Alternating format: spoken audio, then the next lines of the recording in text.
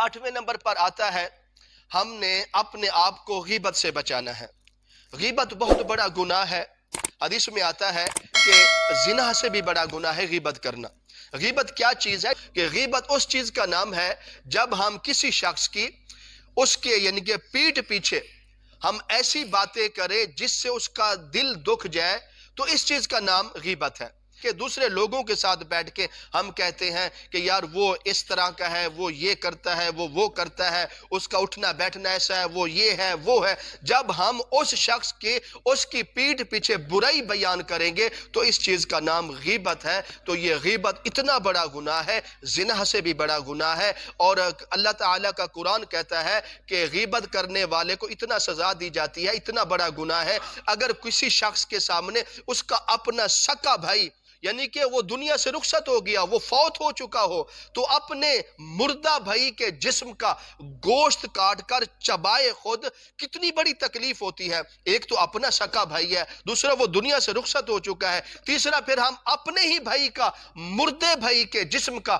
گوشت کاٹ کر خود ہی چبا رہے ہیں۔ کتنا بڑا گناہ ہے۔ فرمایا غیبت کرنا اس سے بھی بڑا گناہ ہے۔ تو اس لیے ہمیں اس چیز کا احتیاط کرنا ہے۔ ہم جس زبان سے ذکر کریں، تلاوت کریں، تسبیحات پڑھیں، اللہ کی حمد ثنا بیان کریں، درود شریف پڑھیں، اگر پھر ہم اسی زبان سے ہم غیبت کریں تو یہ بہت بڑا جرم ہے۔ اگر ہم غیبت سے باز نہیں آئیں گے تو ہماری عبادت اللہ کے ہاں قبول نہیں ہوگی۔ تو ہمیں ان چیزوں کا خاص خیال کرنا ہوگا۔ کبھی بھی ہم نے کسی کی غیبت نہیں کرنی۔ دیکھیں کسی مجلس میں 2-4 آدمیوں میں غیبت ہو رہی ہو تو آپ اس مجلس کو چھوڑ دیں۔ اور اس غیبت میں عورتوں کی بھی بڑی بری عادت، عورتیں بھی جب 2 عورتیں ایک جگہ کھڑی ہو جاتی ہیں تو وہ آپس میں ایک دوسرے کی غیبت شروع کر دیتی ہیں۔ ایک عورت اپنے خامد کی غیبت کرنی شروع کر دیتی ہے، دوسری وہ اپنے خامد کی غیبت کرنی شروع کر دیتی ہے، حالانکہ خامد اس عورت کا مزاجی خدا ہے، گھر کا سربراہ ہے۔ عورت پر اگر وہ خامد راضی نہیں ہے تو وہ عورت جنت میں نہیں جا سکتی۔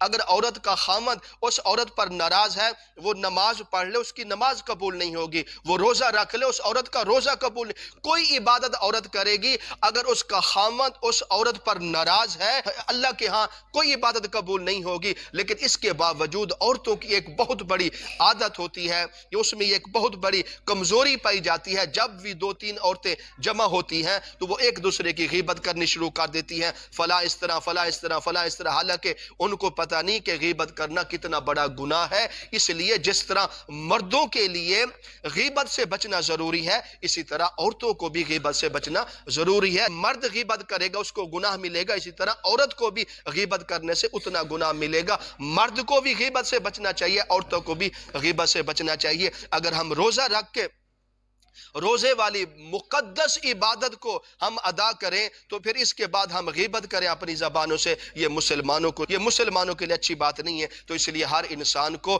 8ویں نمبر پر جو چیز ملتی ہے، ہم نے اپنے آپ کو تمام غیبتوں سے بچانا ہے، تمام زبان کے الفاظوں سے بچانا ہے جس سے اللہ بھی ناراض ہو، اللہ کا محبوب ناراض ہو، مخلوق ناراض ہو جائے۔ ہم اس سے اپنے آپ کو بچانا ہے۔ جب انسان اپنے آپ کو غیبت سے بچا لے گا تو انشاءاللہ وہ بڑے بڑے گناہوں سے بھی بچ جائے گا۔